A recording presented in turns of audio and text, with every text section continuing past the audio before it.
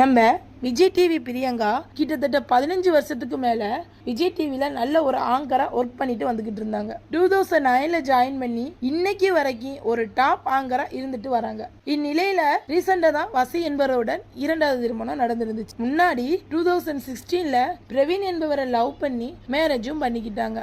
ஆனா 2022லயே 2 பேரும் பிரிஞ்சிட்டாங்க. அதை தொடர்ந்து வசி என்பவரை மேரேஜ் செய்து அவங்க லைஃபை சக்சஸா கொண்டும் போய்கிட்டு இருந்தாங்க. இந்த நிலையில தான் நம்ம விஜய் டிவி பிரியங்கா விஜய் டிவியை விட்டு ஒட்டு மொத்தமாக விலகிட்டாங்கன்னு அப்டேட் கிடைச்சிருக்கு. விஜய் டிவியில பிரியங்கா இல்லாத எந்த ஒரு ஷோவையும் நம்மளால பார்த்துருக்கவே முடியாது. ஆங்கரா மட்டும் இல்லாம பிக் பாஸ் மூலம் ஒரு கண்டஸ்டாவும் வந்திருக்காங்க.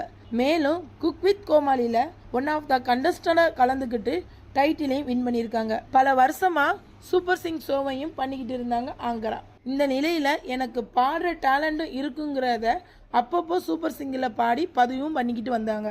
அது மட்டும் இல்லாமல் நம்ம குக் வித் கோமாளியில் பிரியங்காக்கும் மணிமேகலைக்கும் பிரச்சனை ஏற்பட்டு மணிமேகலை விஜய் டிவியை விட்டு விலகி இருந்திருக்காங்க.